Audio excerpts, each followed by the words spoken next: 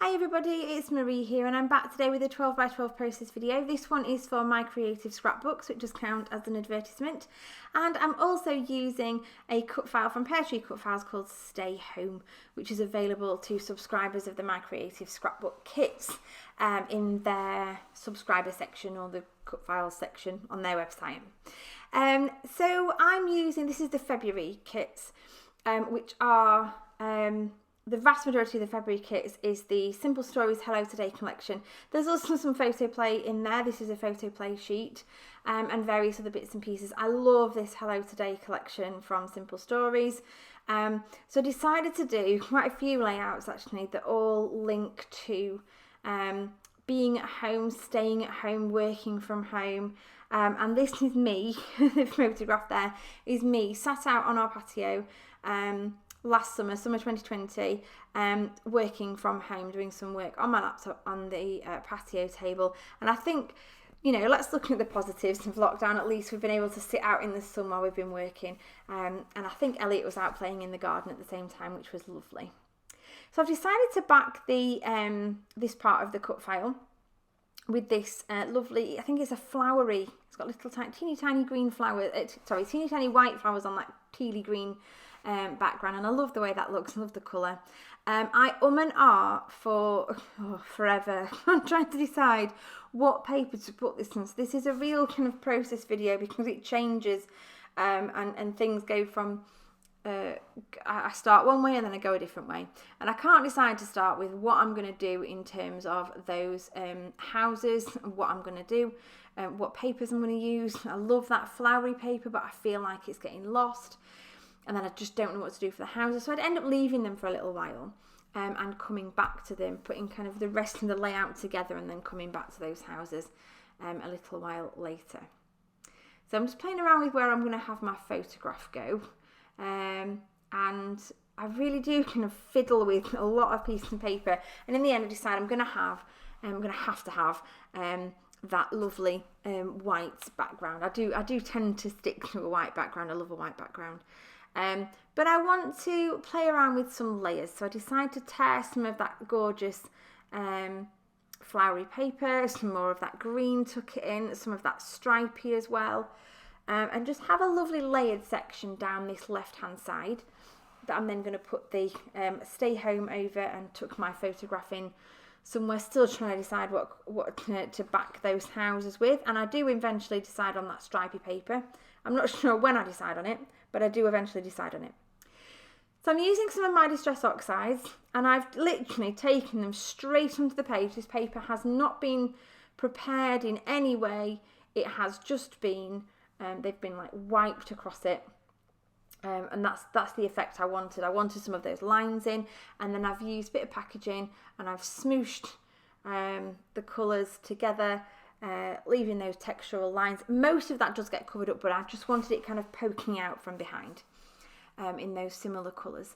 So I'm just going to dry that off. I've done some splatters as well by just mixing a little bit more of the Distress Oxides up with some water and done some splatters onto the page as well. I do like to have some splatters. So it's nicely dry now, and I'm going to tuck in those. So you see most of it does disappear, but you can just see it poking out, and that's the effect that I wanted. So just can't quite decide where that photograph is going to sit. I fancied having the cut file going vertically, but that didn't seem to want to work either. So in the end it does go straight, but I really do play around. I do decide in the end that it is this stripy paper that I'm going to use for these houses, and I do this in a slightly different way. Rather than finding the shape first and then cutting it out and sticking it on, I'm going to stick the cut file on and I'm going to fussy cut round the houses just to make sure that they are exactly as I want them. So there I'm going to go just fussy cut round that house now, and then I'm going to find the windows in a minute as well and stick those on because they are separate. So there they are. Is that my windows? Yeah, they're my windows. I'm going to just stick those on. Tiny bit of glue, unblock my glue nozzle. Always happens, doesn't it? Glue nozzles are so infuriating. And I've even had those little fine liner bottles as well with a little metal like pin that goes into the nozzle, and I haven't found those to work very well either. So I did decide to cut the O out of home. Sometimes I leave them, sometimes I cut them out. I decided to cut it out today. So now I'm going to just get on with sticking my little strips of paper down onto the side here, deciding where they're all going to fit. Tend to just do tiny bits of tape to start with, and then add in extra bits later, so that if you do need to remove it, you do need to change where it is, that can be done more easily. So just cut those edges off, and there it goes. And now I'm just going to work on some matting for my photograph. I'm going to get lots of different pieces of paper here, just roughly cut round them, because I do like to distress the edges, and I never stick anything down straight on purpose. I do tend to wonky things off, because then at least if you don't mean it to be straight and it's not straight, it doesn't matter if you kind of intended it to be wonky anyway, if you know what I mean. So just layering these up now. So there's plenty of, so I try and use the papers I've already used on the page so that everything ties together. Now I'm going to just spend a little bit of time popping some adhesive foam onto the back of all my letters here. Cut a little bit out of that out for you, so you don't have to sit and watch me just backing my cut file. And then playing around now with the ephemera that's going to go on the page. I'm using these chipboard elements, again, Simple Stories Hello Today collection. Little cups and plants and all things that kind of remind me of home. That says Rise and Shine on it, that little one there. That lovely chair. Because the chair says relax in it. I was kind of relaxed out on the patio. I was working as well, but it was really nice and sunny, and it's just a lovely day to be outside. So playing around with all the different, this is the ephemera pack now, so playing around with that, seeing what's going to work, and just trying, I move things around an awful lot on layouts before I'm happy with positioning and where things are going to go. So this is the fiddly bit, if you like. This is where I faff about and can't make my mind up what I'm doing. I love those little plants. And I wonder about that word real, but then I wonder if it's too red. I can't quite remember if that makes it on. I don't think it does. I think that comes out. Yes, that's come out now. A few more plants gone in there. Some little foam hearts that are really cute from that set. And then I decide I am going to use the stamp set that came with the main kit. I don't do a lot of stamping, but I felt that this layout could take it. So I'm going to play around with some of the stamps in just a minute when I've finished playing around with all the stickers. So here come the stamps, and I'm going to use the same colours that I've already used on that background. Just testing it out quickly there. And they're just some leafy, lovely foliage bits that I thought I could just tuck in. And they're not printing properly, and that's kind of what I want. I didn't want them to, so I'm kind of doing ones that are like a ghost image next to the main image itself, and just playing around and doing that lovely background. So lots of leaves, lots of overlapped hearts, and I do use both of those colours that I've previously used.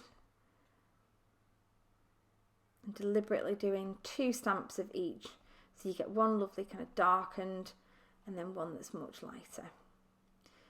So just playing around again, overlapping now with the second colour, just to give it a bit more depth. So I'm basically stamping in the same place, not quite, but almost in the same place, just to give a bit more depth of colour. So at this point, I'm really pleased that I hadn't stuck my cut file on my photograph down, because it meant I could lift them off in order to allow me to play around with those stamps and do that lovely background. And then here goes my photograph. Lots of double-sided sticking on the back of there again. Stick that down and then reposition any stickers that I've had to move because they've obviously gone back into the wrong place, or I've moved my cut file over slightly or something. So just moving everything around and getting everything stuck now into place because I'm happy with where it's going to go. So lots of bits of foam, lots of bits of dimension. So some bits of ephemera I will stick straight on. Some are chipboard, so they've already got a bit of dimension, and some I will add foam to, just to prop them up and give that extra feeling of depth around my photograph. And there we go, that's about it for my layout. So thank you ever so much for watching my process today. I hope you've enjoyed it. So please remember to hit that like and subscribe button. That would mean so much to me. And keep your eyes peeled on the channel for more process videos from me using whole variety collections, lots and lots of Peartree Cutfiles. And if you keep your eyes on the screen now, you'll see lots of lovely close-ups of the layout itself. But yeah, thanks so much for watching, and I will see you again soon.